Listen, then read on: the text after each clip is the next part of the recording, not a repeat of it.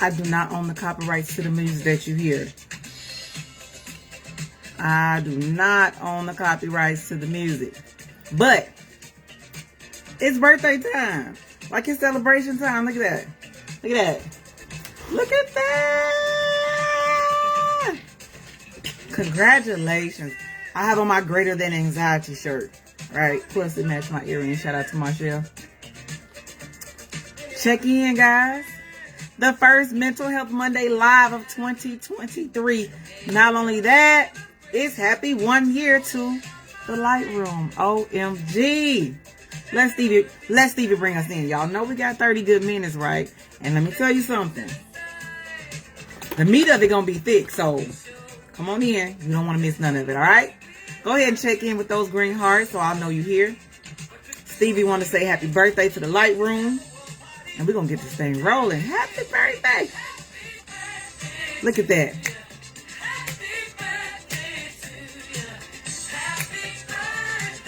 I am so ecstatic, right? Like, hey, Tony, glad you are here. Happy to have you here. Welcome to the Lightroom. Happy birthday.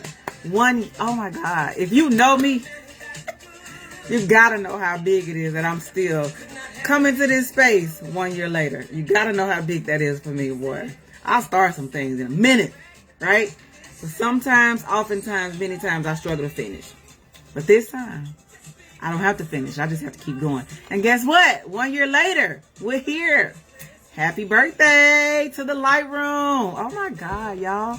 I'm telling you, when I sat here in this seat that I'm sitting in now, in this spot that I'm in now, and I just wanted to open up a space, right, and provide support to my hometown at a very, very difficult, sensitive time. Prayers and love to the Naylor family continuously, right? But it was in that moment, in that space, after celebrating, finding out my niece was going to have me a nephew, a great nephew, I came home and I said, Lord, I got to be able to help. Like, how can I help?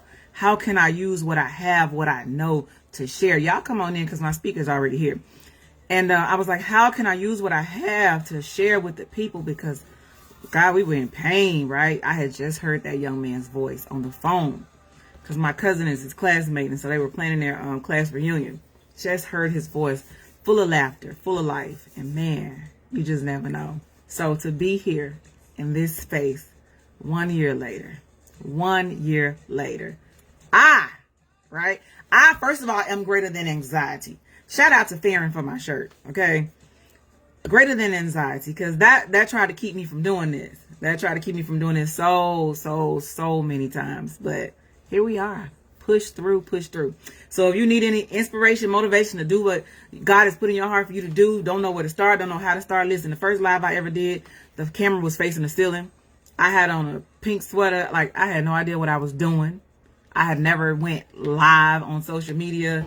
Not the way that I did. I did talk about something else before, but like, nah, I didn't, you couldn't have told me that this is what would be happening a year later, but it is. So y'all come on in so y'all can celebrate the birthday with us. I'm just going to turn off my sound so that the vibrations don't interrupt.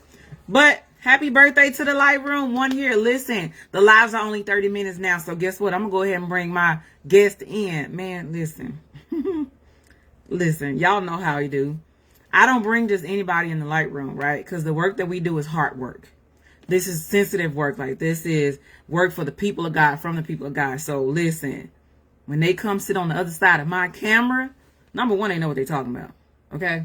Number two, it's so different when you have somebody who have lived it, right? We go to school and we read those books and that's so generalized and it talks about all these different people, whatever. But I'm talking about somebody who has lived it, who has survived it, who's thriving through it. So I'm going to go ahead and invite him into the live.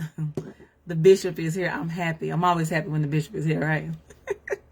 Charles, let me find your name and I'm going to bring you in. So remember, again, audio is an issue, but guess what?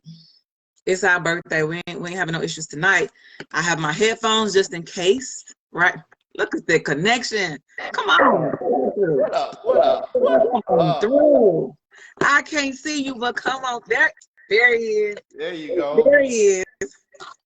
Come on through. Y'all, listen. Remember, when we're doing these lives, social media is tricky. That's why I put that last post up. Like, if you see this coming with the green heart, sometimes they try to hide you when you out here trying to do the work, trying to do the good stuff. Or I've been silent for a while. So hey, either way, when the man says something that's gonna be fire, and I know it is, go ahead and drop a green heart, right?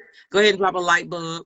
Go ahead and drop fire. I'm sure some of his fraternity brothers will be in here. Go ahead and drop whatever y'all need to drop, blue hearts, whatever. Come on, blue fire. Come on. Just make sure you support, right, the wisdom and the knowledge. Let me go ahead and give the disclaimer, right? I am not a mental health professional. I cannot diagnose any type of mental illnesses, physical illnesses, any ailments for that matter. But what I am is a trained mental health advocate and coach. I am a certified mental health first aider. I have a whole lot of other educational endeavors and professional counseling, all those good things. And listen, my shirt says greater than anxiety because that was the life I was living, okay? So when I'm on the other side of what I'm talking about, it's because I know what I'm talking about, right? You got the disclaimer. You can't tell nobody I diagnosed you. You can't tell nobody I told you nothing. What you can say, you logged on to our 1 year anniversary live. And we have this awesome man right here. That's what's up. Yeah, man, 1 year. 1 year. It's a big deal for me. It's a big deal. So this is Charles, guys. Let me tell you, I can't even remember how we connected, and it always happened, and it don't matter because I connect to who I'm supposed to connect to. My life is divine. So we connected in the social media space, and and it was last year, right? Because I was wanting him to come on as a guest last year. Yes. And we ended up having a Zoom call. That should have been, or it was a Teams call. That should have been like maybe 10, 15 minutes, but listen. Yeah, it went on, didn't it? Stuff that good, you can't cut it off, right? So I let the brother go ahead and tell me what he has survived.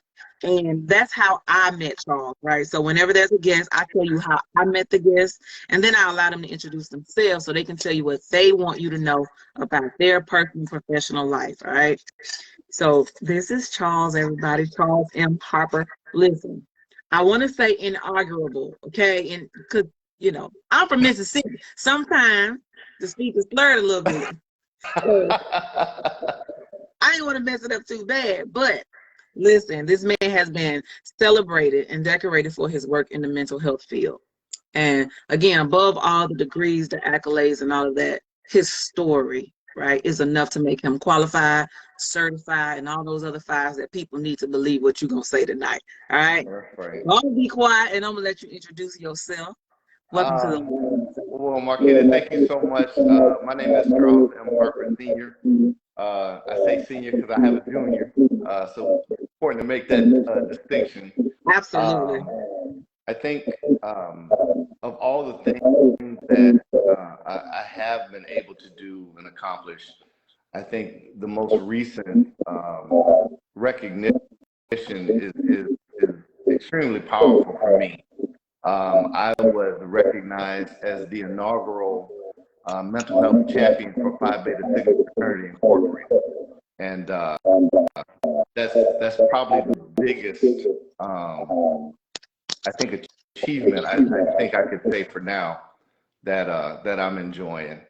And you know, of course, I do diversity, equity, and inclusion. That is my primary. I do learning and development work, and of course, it's in the human resources space. Right now, I'm doing it for the city of Overland Park, Kansas.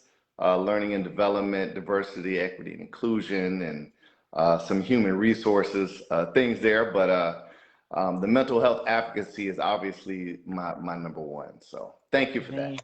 You're very, very welcome. And thank you for the work that you do, right? Any capacity that we get to serve people. And I came from workforce development, so that's my heart space as well. Being able to provide for your family financially is a big deal. And so your money ain't right, your mind ain't right. So the work that you do in both spaces is well appreciated. So thank you. Definitely. And congratulations on your 1 year anniversary. Come on now. Thank you. You know, I had a televised radio show on the Power Play Radio Network in Dallas there for 2.5 years. Wow. And so I know, you know, and I produced and wrote for the show too. So I know it's a grind to keep those shows going. Material and guests and all that work that goes on behind the scenes. So much respect for you for a year. That's hard. Thank you. Yeah, that and I'm intuitive by nature, so writing things down, all that stuff kind of, exudes me sometimes. It just comes from who I am. So um sometimes that works and sometimes it's like, ooh, you gotta pull it from somewhere because that's Gotta how it do it. works. Gotta do it. But Definitely. God is good, and we are All at the 1 year, time. and I'm so happy to open this up with you. And I want to open it up by allowing you, sir. So again, let's go ahead and set the atmosphere here. If you have not already, go ahead and share this live. Um, Go ahead and get your brothers on here, your nephews, your uncles, your sons, your daughters as well. But this is so vital because this is a Black man in our presence who is very much in touch with his emotions and feelings. If you don't follow Charles, you should. Okay. If you're a man and you're struggling with how to verbalize or vocalize your feelings and emotions, how to be vulnerable, go ahead and follow Charles so he can help you with that. And I want to start by opening it up in that space. The vulnerability is, man, is I love it. For lack of better words, in short, I absolutely love it. The way that you can go ahead and say exactly how you feel, period. Notice the thing on the flyer says, I am who I am. But who Wow. are you? So I am I'm an individual who, through my survival from my suicide attempt, at my emotional bottom, I'm a person that learned that I had to be accountable for my mental health. Um, and that came through vulnerability, and recognizing that um, that it wasn't anybody else's fault anymore, Yeah. by what was happening to me, what was happening to my life, what my unresolved trauma was afflicting onto everyone who was attempting to love me, and my inability to love myself, to say that I was worthy, to be loved in the capacity that I need and wanted to be loved. So I'm Charles who has finally learned what the meaning of emotional intelligence is, right? My feelings are how I interpret what's going on. But my emotions is my body's mechanism to react and either protect or make me feel or recognize that I'm in a safe space. And up until 2018, I didn't have the ability to manage the emotional reaction to my perceived feelings.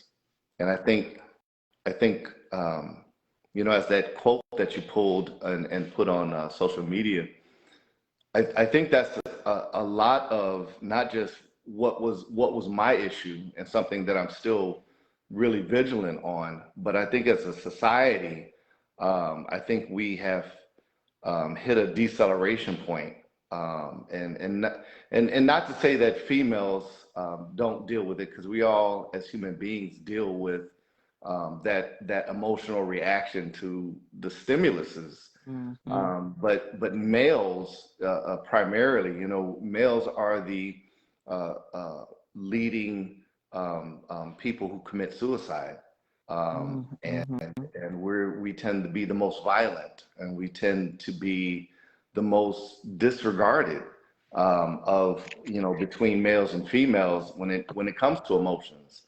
And I think that that was one of the major catalysts for why I didn't get help for so long.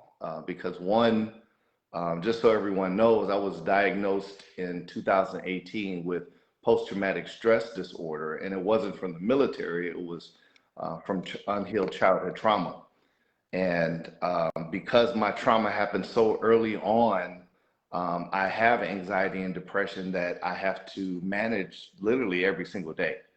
But I think for the longest time, the anger to dismiss the depression was saw as a positive for me as a male through toxic masculinity, right?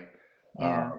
Right, we're taught to stop emotions, even though that's biologically impossible. We're taught to disregard feelings, even though that's biologically impossible. And we create our own coping mechanism. Typically, it's anger and physical aggression to cope with that. And in our society, masculine aggression is still applauded. And we can't differentiate between the masculine aggression that is unhealthy coping or masculine aggression that is physically protecting our family or ourselves. Right? Yeah. And then when we get exhausted, here comes the alcohol and here comes the other unhealthy coping that we do. And I was doing all of it. I was in a relationship where alcohol was,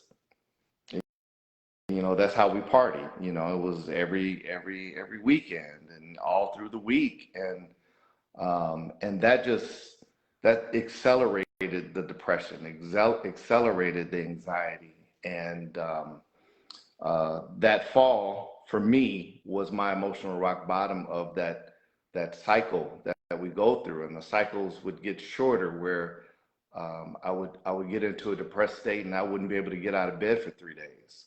Wow. But you got to work Monday morning. Right.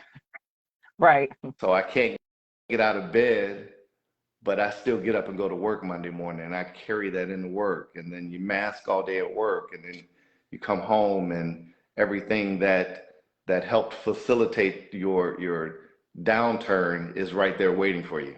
Wow. Everything that helps facilitate your downturn is right there waiting for you. Wow. Yeah. And you've shared, even just in the opening, Charles, you shared a lot. And the people agree these are things. And I'm so glad, again, that you were willing to come on and be vulnerable in this space as a representation of, Black men or just men in general. Yeah. Because we want, we want it to be safe, right?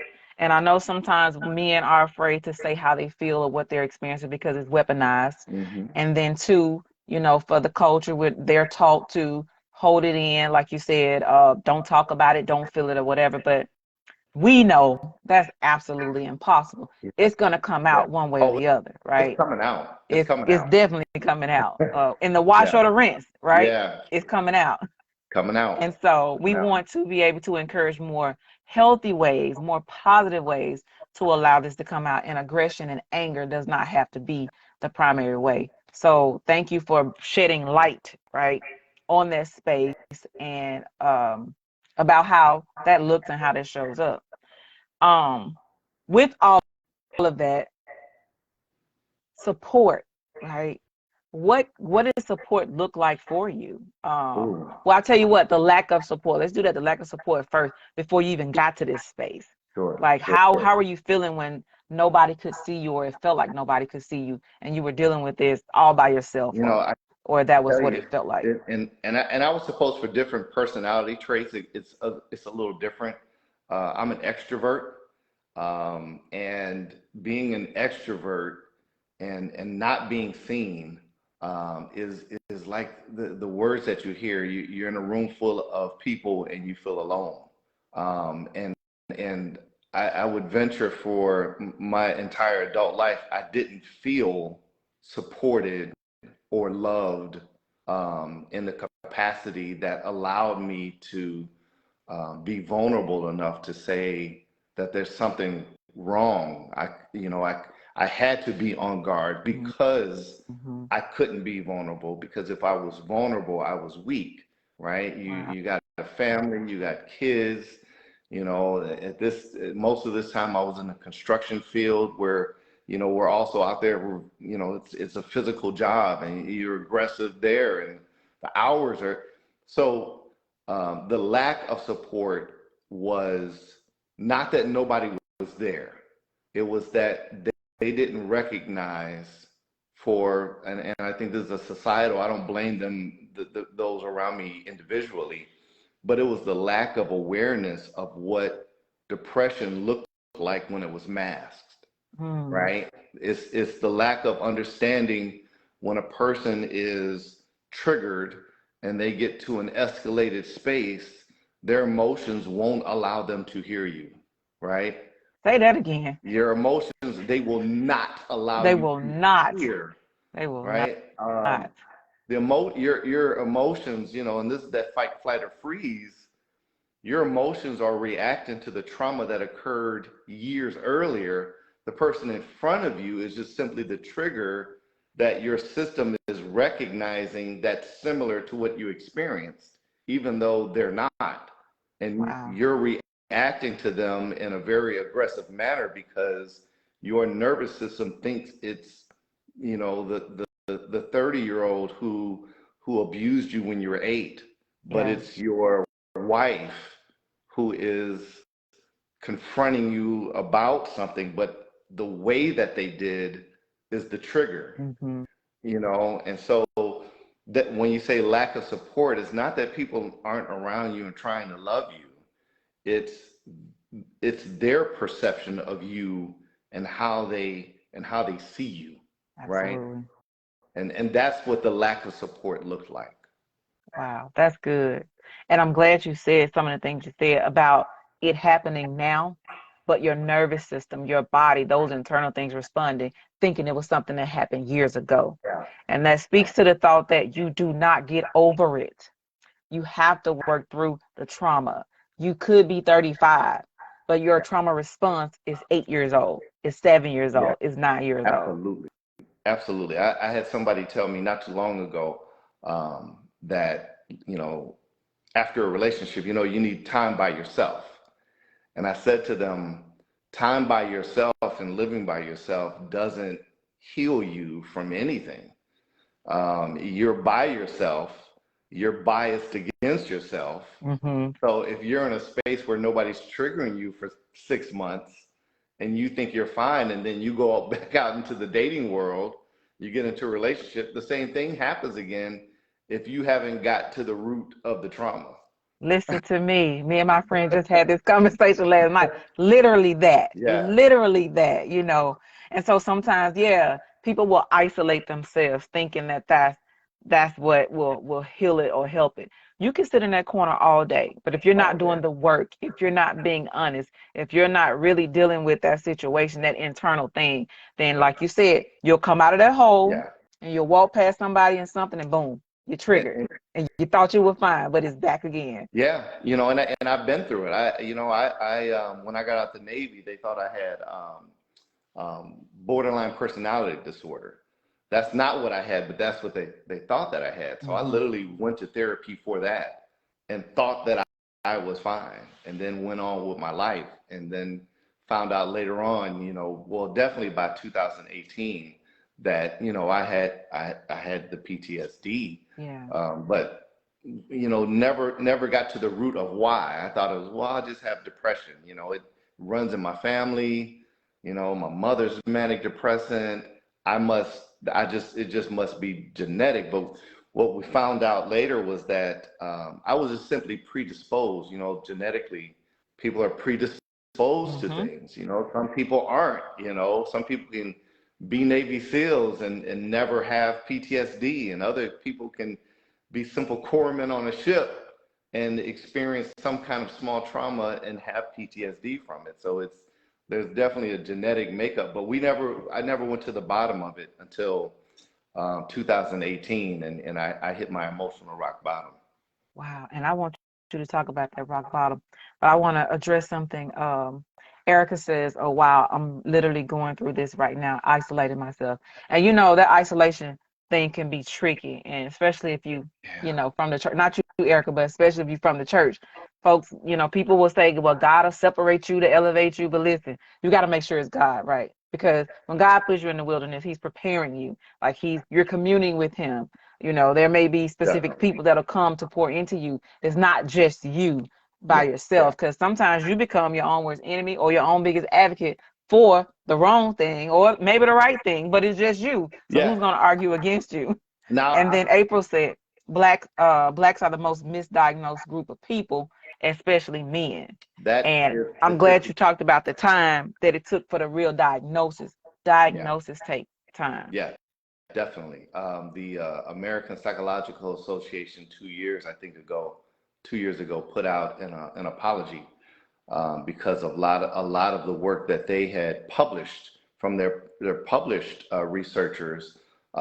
They finally understand just how racism was created, right? You had social Darwinism. You had people from England go to, areas, geography near the equator, and they presumed because people were dark there, and they didn't live like they did in England, that it was a sign of a lack of intelligence. Mm-hmm. And this is where social Darwinism relative to complexion came into play. Well, psychologists did the same thing. You didn't have blacks as psychologists when these universities and this academia was being written. So it was written through a lens of those that were not of color. Right. And so they've apologized for that. Right. And we deal with the after effects of all of that now. Man, and that's been a part of the thing too in my research, just realizing we weren't included in the beginning. Sometimes these diagnoses, sometimes these symptoms, like it ain't even really about us. And so kudos to those who are in the field now, like really Yeah. getting down into it, doing the work for us. And it's nothing against any other culture, but we have the type of lifestyle and trauma and all of that we have. And so Oh, we're going to need trauma that type bonding of support. like crazy. Oh, Yeah. oh, talking about trigger words. Come on. Talking about trigger words, man. That trauma bonding Yeah. is real and it's dangerous. Codependency, all of that. All of that. Yeah. Dangerous. I've been through it all. Yeah. Yeah.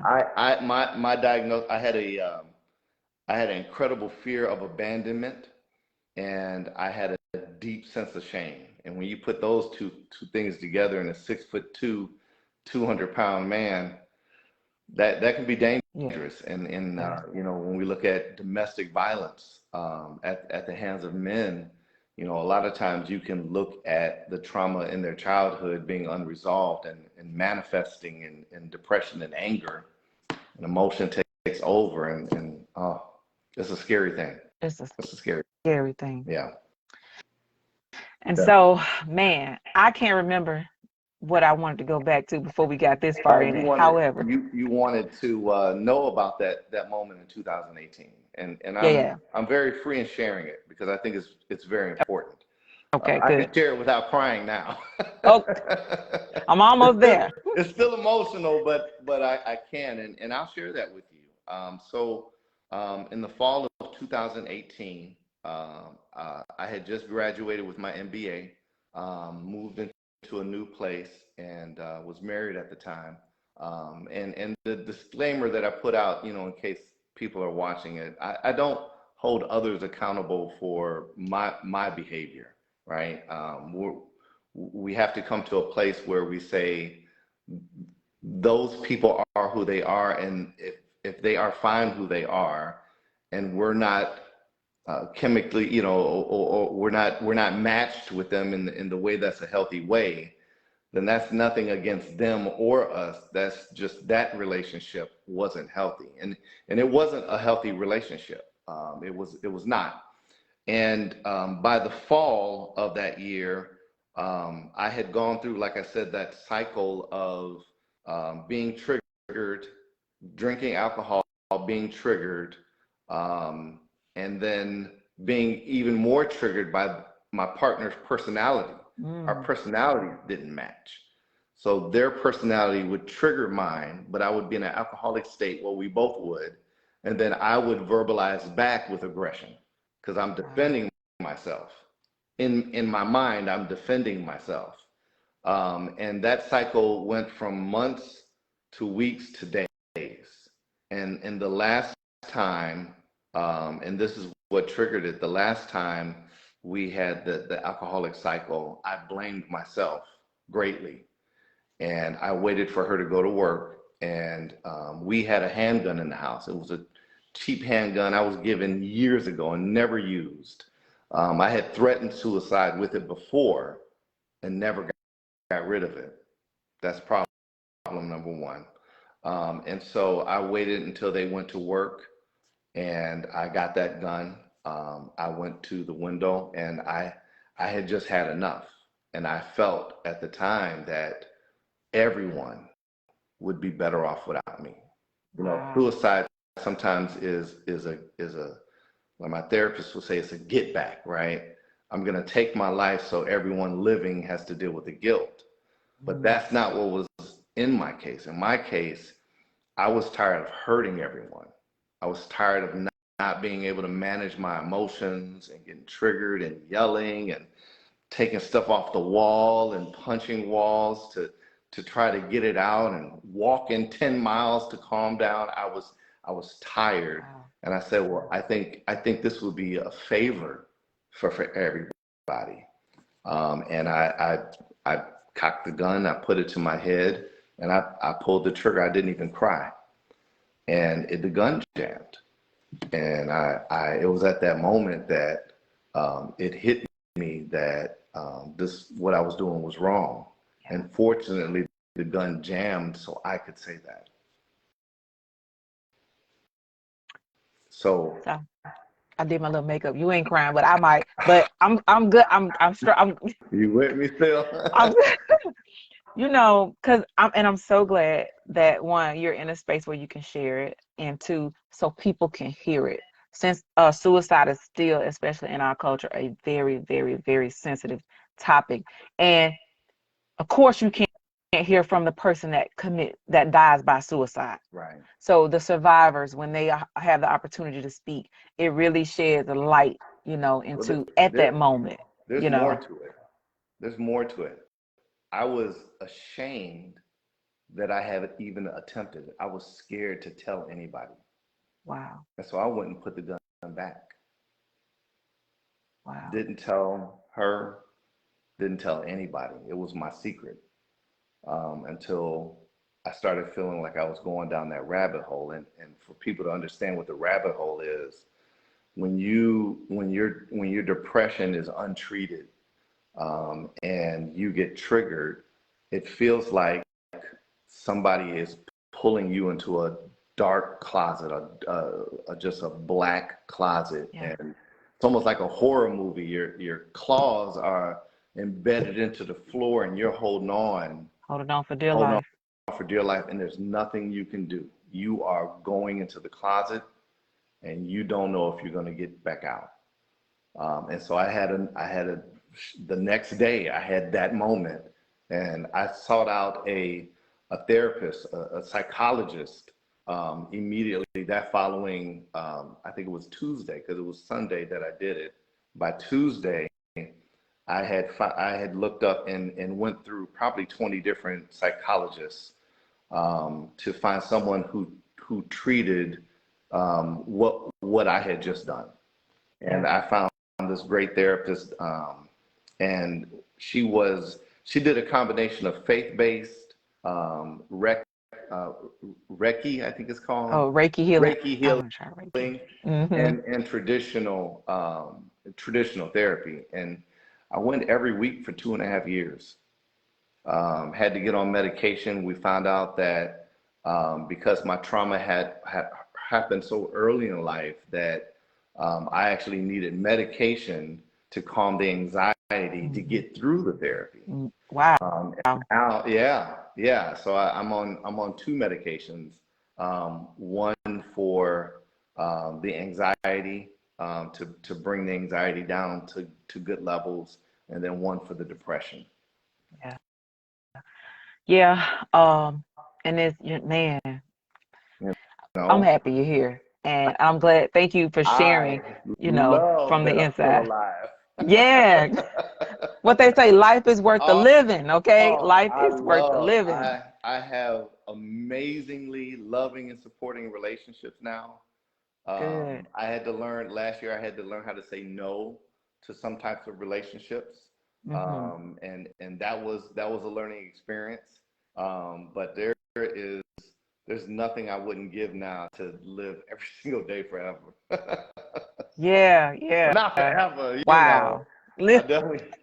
I want to be able to, I want to be able to make other people angry taking care of me, at least my kids, you know. Yeah, I'm with you when you're right. Man, that's so good. You shared a lot of good things. And again, the suicide topic, I'm glad it was able to come inside. Because again, Mental Health Mondays was started on the back of, an unfortunate suicide from my hometown. But again, being able to share from the perspective of being the person in that moment, in that space. Because I read a post about a week or two ago that was saying, it's selfish, a lot of times, and this, there are opinions, right? And everybody's entitled to their opinion. Mm-hmm. But then, there are facts and there are truths, and everybody's truth is what they experience. And so Right. if you've never been in that space, and I'll tell anybody that I would love to wake up and have never experienced depression or anxiety. I would love it. Woo. There are some people who have no idea what it feels like to be sitting down, nobody's around you, and it feel like you're gonna die. Like, what Yeah. happened? Yeah. I And so if remember you those. haven't experienced it, Yeah. you don't Yeah. really know. And so compassion is vital in this space. Being educated, having people come to this space and share their experience. Because you said you were ashamed. First of all, you dealt with childhood trauma, Yeah. right? That Yeah. you've carried into adulthood. Then you were experiencing, traumatic situations currently. Yeah. And then you had to turn around and deal with shame. Like, Yeah. you know what I'm saying? Yeah. So we just Definitely. cannot afford to shame people or condemn people or act like or pretend like mental health is not a big deal or it's not a real thing, because it is. It It really is, is. like I said in that quote that you reshared, I had a situation about 3 weeks ago where I got triggered, and if I hadn't have been around people who loved me when I got triggered and said, "Wow, this is a good person. They're having an emotional moment. Let me be supportive instead of Hmm. critical." Hmm. I don't, either that relationship with that person could have been damaged, or I could have cycled back into a state of depression again, where Yeah. I would have had to go to some serious therapy again. But I think that society has to get to a point where we are questioning our own judgment of others when they are having an emotional moment. And we call that being trauma informed, right? I understand the prevalence of trauma. And so when I'm witnessing a person not acting themselves, or they're speaking and it's not normally themselves, rather than go to criticism, I'm going to invoke empathy, and we're going to deal with the humanism of our engagement before we deal with whatever we were talking about before. And And that's so real. I use that. I And use that's that, real. and it's part of my everyday. Yeah. I'm in a course now for trauma informed. Um and man, it would change so much. It would change so much. And that speaks to one of the other posts that you made about our response to violence in society. Yes. If people Yes. just were educated, like the more educated you are. I said this the other week. When you understand, when you're educated for real and you know what this is, you can't be judgmental. You cannot be judgmental. It You wouldn't changed even know everything for how me. to. There was a Changes there was a guy everything. on Instagram who was and a comedian had shared this, and the guy he was obviously highly triggered, and the woman was in the bathroom and barricaded herself in the bathroom with the drawers, and the guy pushed in the door, the top of the door, and she's recording him. And so then he gets even higher, he even escalates even higher. And when you look at the comments, there's like, look what she's done to him. Look at this person tripping out because of the sex. Oh, he's doing, and they're mocking him. Mhm. And this guy is in crisis. And the only way he can probably de-escalate is for the person with the phone to stop ignoring them and de-escalate. But it's such a dramatic environment, even that's dangerous. But to look at him as if he is crazy, he's not. He is doing what humans have been doing for millions of years. his nervous system is reacting to protect him, and his ability to critically think is gone. And we've all seen someone in that state. Yeah, I've been in that space. Yeah, yeah. Man said, I thought you was a Christian. I am. Let me calm down first. But you're right. Man, there's so much to learn and know. And so as we begin to wrap up, I just want to ask you a question. What are some of your coping skills? And I heard you say a couple of times that you were triggered. So that means you know what your triggers are and you know when you're triggered. But what are some of your coping skills when you're triggered? So when I'm triggered, one of the best coping skills, and we're not talking extreme triggers, we're talking triggers that we might run into every day or every other day. One of the things that I do is, I do a lot of preventative coping. So rather than allow something to build up, I will journal, or I use my social media to tell about something that I'm going through and how I'm dealing with it. So I'm an extrovert. I verbalize to work through things, and that's one of the things that I do. Another thing is breathing. We don't take enough time to sit and think, hey, if I get more oxygen to my frontal lobe, it will help me de-escalate myself. And so in those moments, breathing is a big thing. Breathing in through the nose and slowly out through the mouth, getting a lot of oxygen up to that frontal lobe definitely helps. And then I think one other thing that is great is having someone that you can contact. Having someone that you can be 100% vulnerable with, that you can contact, tell how you're feeling, and them actually listen and validate versus tell you what you should or should not do next. Yeah. That advice be getting all us in trouble. Folks just want you to listen sometimes. But I think the preventative is, I think that's the biggest key. Working out. I have an accountability partner. I work out, I breathe, I do reflections, and then I continue to go to therapy. I go to therapy when there's nothing bothering me. Just because we can't see ourselves, we can't hear ourselves, though we think we can, we can't. And so we do need that professional sounding board from a licensed counselor, and no knock to the pastors using the word to counsel us, but there's a difference between faith-based counseling and having a licensed professional counselor help us navigate those issues. I think faith is very important, but it's also important to have somebody that is trained to learn how to navigate and guide us through how to resolve those traumas as well. Absolutely. You can have Jesus and a therapist, because if it's the right therapist, Jesus sent them to be a therapist anyway. Jesus is going to be there anyway. Okay. And just one other thing, to the men, what would be some high points that you would share to the men to encourage them to seek out the support, accept the support, and even be vulnerable for themselves first? Absolutely. So I think one of the things that I think about is, I'm a provider as a male. I grew up, my dad taught me to be a provider. You're going to provide an income, you're going to provide safety. And men are designed, however you want to, faith or not, we're designed to be protectors. Can't protect anyone if this isn't together. You can't protect responsibly if this isn't together. So I would say to all the men who are worried about being judged, you can't live to your fullest potential unless you have your emotional health taken care of. You can't live to your fullest potential unless you have your emotional health taken care of.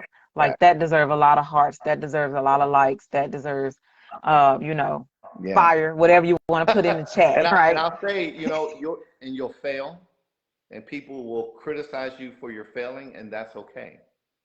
It's not the failure that counts, it's what you do after you fail.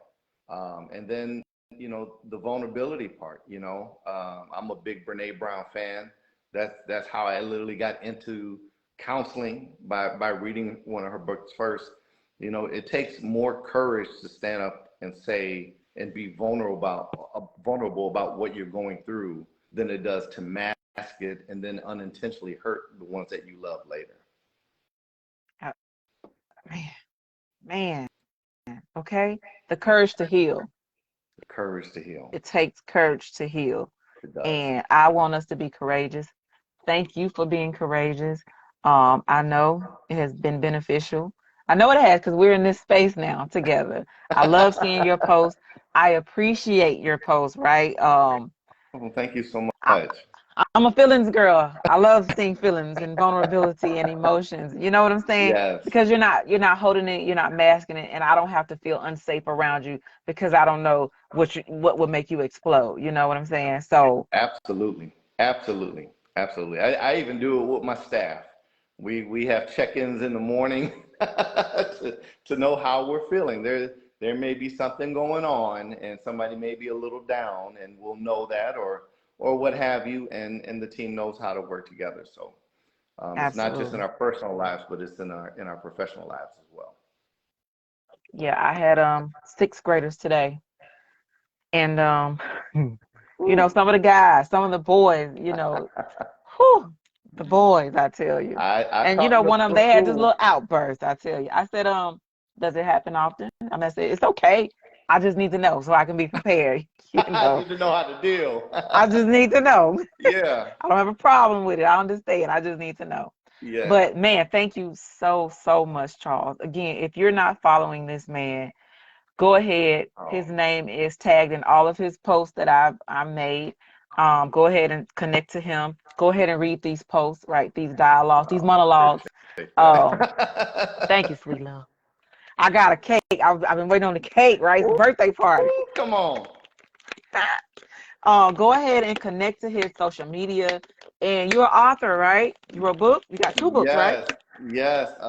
Four books actually. Freemasonry in black and white, and it's Spurious State of Confusion. They're books that explored my travels into the Masonic fraternity, dealing with racism, and the solutions to racism that are found within those books. Screaming into the Light. It is a fiction book about my journey. I made it fiction at the time because I wasn't able to be vulnerable and courageous yet, so I wrote it in fiction form. But there's a lot of truth in that book. And then Between Me and You, it's a guide to interpersonal inclusion. How do we communicate to each other to resolve conflict, and while realizing that we are all emotional bound creatures. So yeah, four books.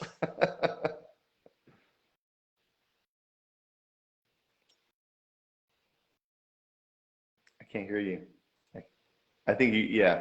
I got There it we on go. mute. I finally learned how to work the mute thing on the line That's what's because up. I was yelling for the cake. But he has, not only survived it, he's now thriving through it. And I'm so glad to have you here. I'm glad to open up Mental Health Monday, 1 year anniversary in One this year. space.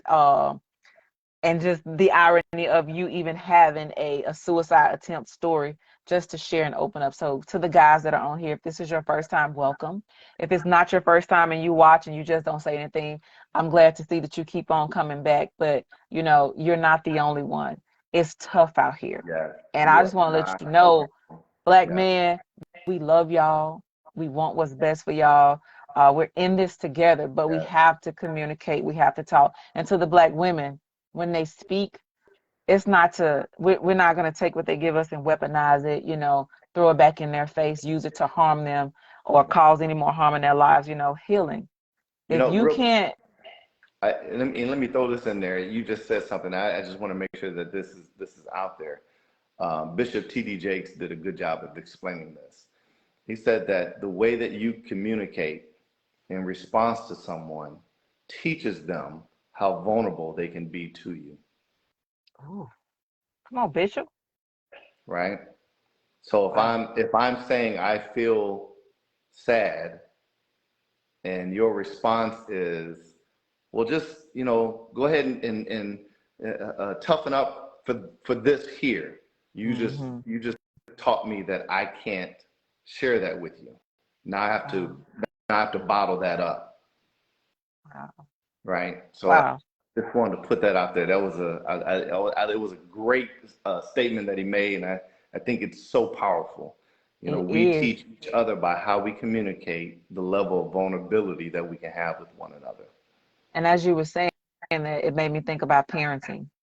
And because Kevin Hart, one of the reasons I still pay my Sirius XM subscription fee, but Joey, was talking about gentle parenting, and he was explaining it to the other guys.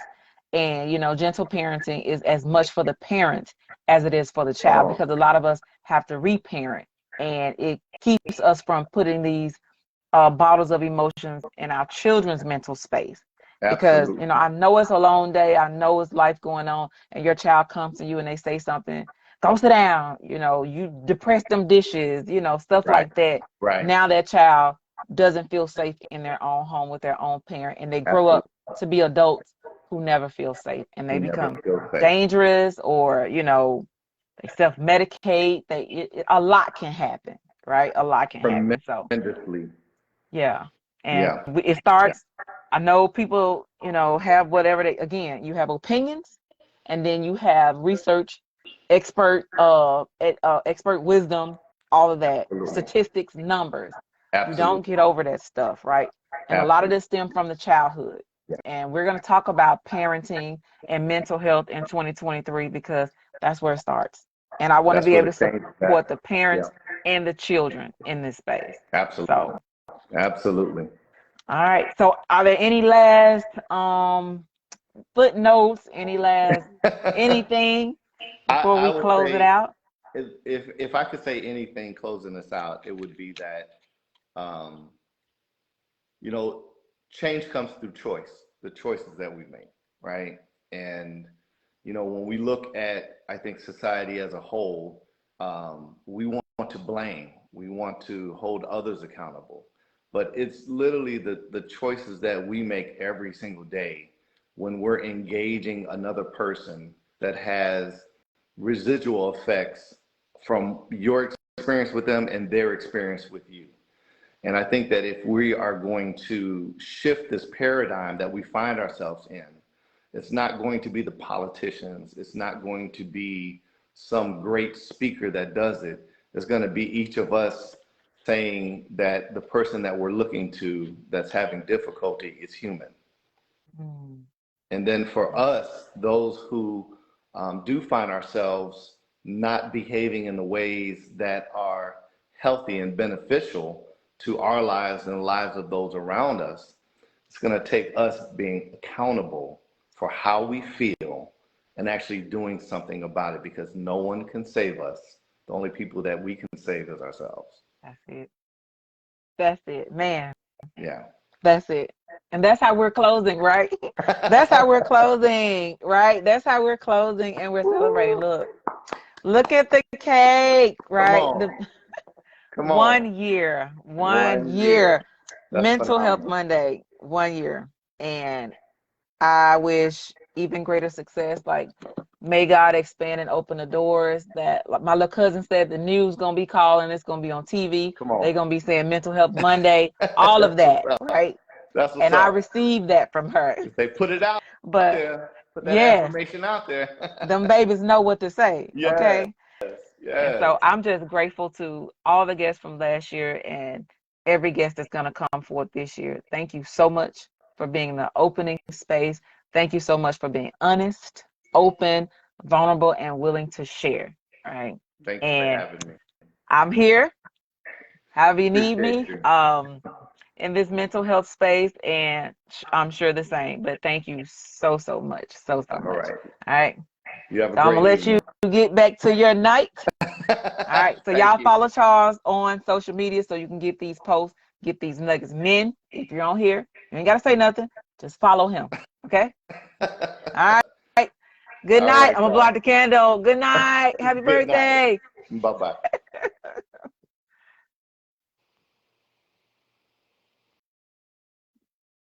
Listen, y'all. I blew out the candle already. I already said the wish. God is already going to bless it. Listen. thank y'all so much. If this is your first time on the live, welcome. Like last Monday, I did this whole little thing, with the new rules and everything. The first thing we're gonna scratch off, that 30 minutes ain't gonna work. I tried, right? The 30 minutes is not gonna work, and I'm okay with that, because when it comes to talking about things that are gonna change and transform lives, it takes time. So how dare I rush through a process? All right. So if ever you got to leave, the replays are always available. Okay. You can go back and watch them as many times and anytime after they are posted. Thank you for coming to the birthday celebration. Y'all look at my cake. So cute, right? And I've been to TikTok school, and you learn a whole lot of stuff about yourself and other people in the world on TikTok school. Be careful now. Everything over there ain't right. But one of those things when you've dealt with anxiety, depression, neurodivergent, whatever, all those new names they're coming up with. A person like myself, I celebrate everybody, their accomplishments. If you know me or you've been in a space with me, I'm here for you. If I'm down for you, I'm down for you. But a lot of times I'm not that for myself. I will start things, right? But finishing them, not so much all the time. So the fact that I'm in this space, especially after the life-changing things that happened last year, losing my father, the way that I did and when I did,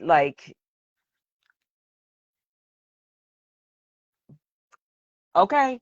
So the fact that I'm, showing up in this space, continuing to do the work, one, because he told me he'll hunt me if I don't do what I'm supposed to do, and I don't want those problems.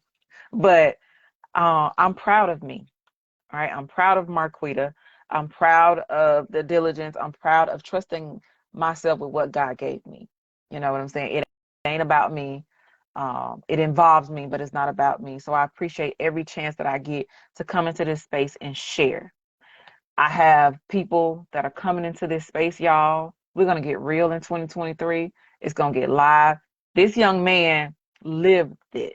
I'm so glad he was able to say what it sounds like, what it feels like, what it looks like when you're standing in that place, in that dark place of suicide attempt. Okay. So please be compassionate. We can't judge people. It's a dark hole. Like if you've never been there, you just don't know, right? And you don't have to know, but be respectful, even if you can't be empathetic or compassionate. At least be respectful of somebody else's experience. So this is 1 year in counting. Thank you for every like, every comment, every share, and every dollar, right? So after this, I'm going to post our birthday card. Y'all know how when people's birthday come in the social media space and they put Cash App on there, celebrate. All I'm asking you for, right, is $1. And in the notes, put a positive note for the Lightroom. My Cash App is in the comments here, and it's going to be on this card that I'm posting. Once, send some dollars. $1 is all I'm asking for. Send $1 to the Lightroom, right? Share some light, give us some encouragement, because there's something that I want to do for the Lightroom that's going to benefit all of us. So all I'm asking for is $1. Send it to your family, send it to your friends. But my Cash App is in the title, and it's going to be on the birthday card. Thank you all. Have a good night. Thank you for coming to the party. We're going to cut the cake. Sorry y'all can't have none, but I love y'all. Good night.